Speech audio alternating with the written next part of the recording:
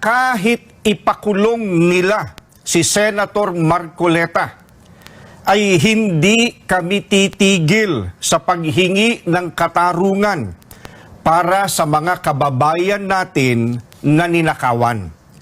Gusto naming ipaalam sa kanila na isang injustice ang selective justice at hindi kami mananahimik sa harap nitong napakalaking pagyurak sa katarungan na hinihingi ng ating mga kababayan.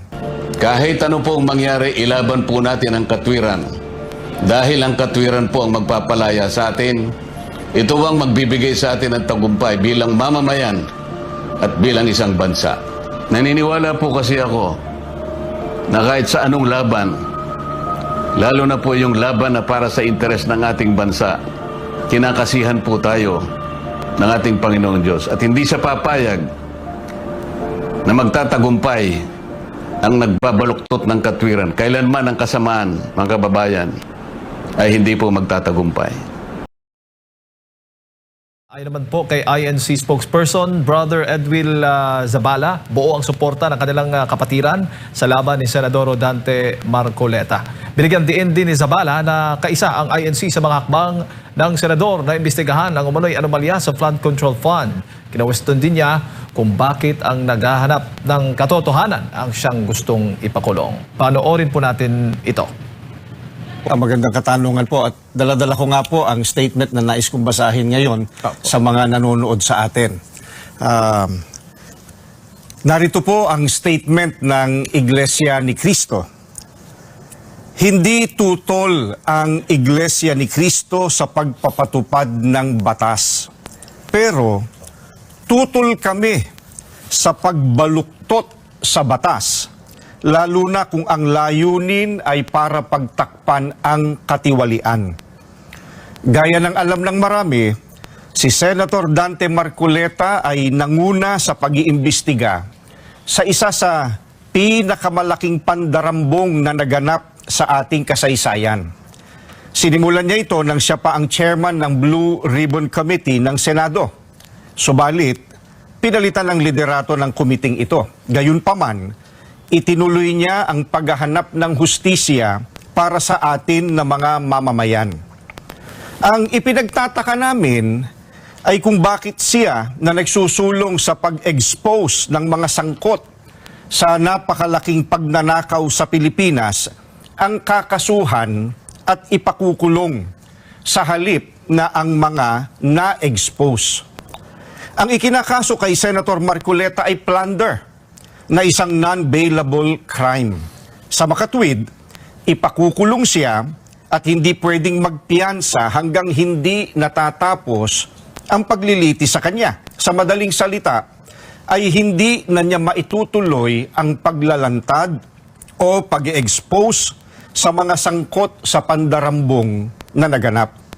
Pero, paanong naging plunder ang pagtanggap ng campaign donation o campaign contribution? Hindi naman galing sa kabangyaman ng Pilipinas ang tinanggap niyang donation mula sa mga sumuporta sa kanyang pagkandidato bilang senador. At mismong ang COMELEC ay naglabas na ng desisyon na walang krimen na naganap sa pagtanggap niya ng campaign donation. Sinusuportahan ng Iglesia ni Cristo ang itinataguyod ni Senator Marcoleta dahil ito rin ang posisyon namin. Nananawagan kami para sa transparency, accountability, justice, and peace. Kaya, nais naming iparinig sa mga kinauukulan na kahit ipakulong nila si Senator Marcoleta, ay hindi kami titigil sa paghingi ng katarungan para sa mga kababayan natin na ninakawan. Gusto naming ipaalam sa kanila na isang injustice ang selective justice at hindi kami mananahimik sa harap nitong napakalaking pagyurak sa katarungan na hinihingi ng ating mga kababayan. Yan po ang statement ng Iglesia ni Cristo. Maraming salamat po. Official statement po ng INC po hinggil nga po sa pangyayari dyan po ngayon sa EDSA People Power Monuments. Samantala, sa gitna po ng umiinit na usapin kaugnay ng irregularidad sa mga flood control project at ng nalalapit na impeachment trial, isang matapang na pahayag ang binitiwan po ni Senador Rodante Marcoleta. Sinabi ng senador na naniniwala siyang posibleng ipakulong siya upang mapigilan ang kanyang isinusulong na investigasyon sa Manay flood control scam at upang hindi siya makalahok sa impeachment trial. Ano nga ba ang naging pahayag ng senador? Panoorin natin to. Mga minamahal kong mga kababayan, nakikita po ninyo yung pattern sa mga nagdaang araw. Mas uunahin po nila yung tao na nagmamalasakit sa inyo para palitawin natin ang katotohanan. Ngunit yung taong nasa likod ng lahat ng kasalanan ito ng pagnanakaw, hanggang ngayon ay wala pa po silang ginagawang pag-uusig. Meron na pong isang demanda kay Martin Romualdez na nakabinbin pa April 2026. Yung isa na inakusahan na dating kalihim ng DPWH ay kanilang kinasangkapan upang siya din ay maging state witness. At siya yata ang gumawa ng paraan para ma-discharge siya sa kanyang naunang asunto.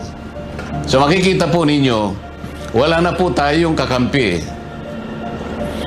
Ang kasalanan ko lamang po yung paglingkuran kayo kung kasalanan pong matatawag yan.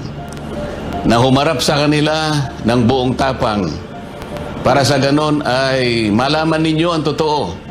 Malaman ninyo kung sino ang nagkasala sapagkat gusto nating papanagutin lahat ng mga taong ito. Ngunit, kapag ako'y kanilang inaresto, hindi na po matutuluyan. Akala po nila ay maililibing ito sa limot.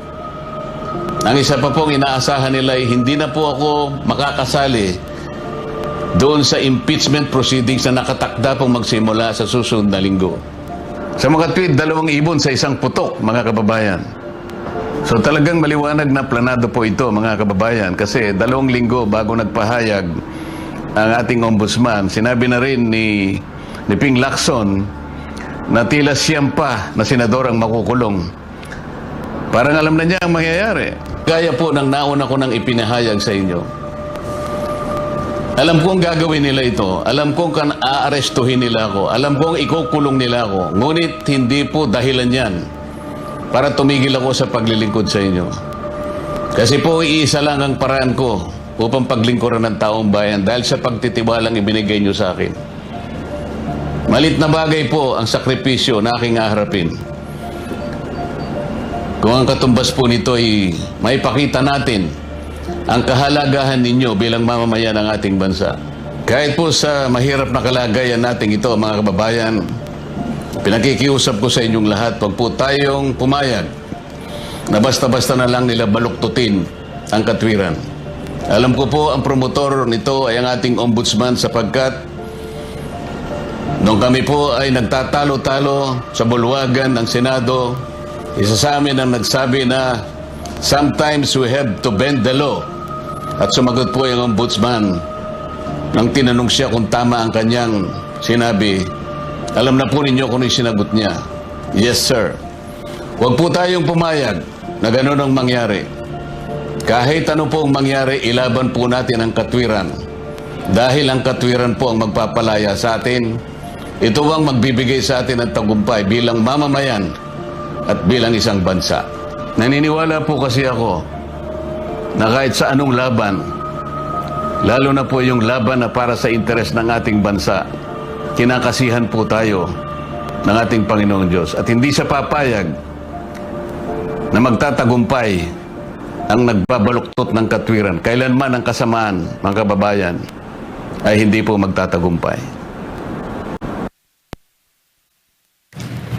Yan po ang pahayag ni Senator Rodante Marcoleta kaugnay nga po sa kinakaharap na o kakaharapin po na plunder case na possible pong ihahain ng ombudsman ngayong linggong ito dyan po sa Sandigan Bayan. At tuloy-tuloy po ang ating pagtutok dito po sa sinasagawang rally ng mga nasa sa Iglesia ni Cristo at iba pang mga grupo na nandyan po ngayon sa EDSA People Power Monument. Kahit po ay umuulan, ay patuloy pa rin po na dagsa ng mga reliyista at nakikiisa po sa pagtitipon dyan po mismo sa EDSA People Power Monument. At antabayan po ninyo maya-maya ang ating update mula dyan sa ating mga kapartners na nakatutok din po sa mga kababayan nating nakikiisa ngayon dyan sa rally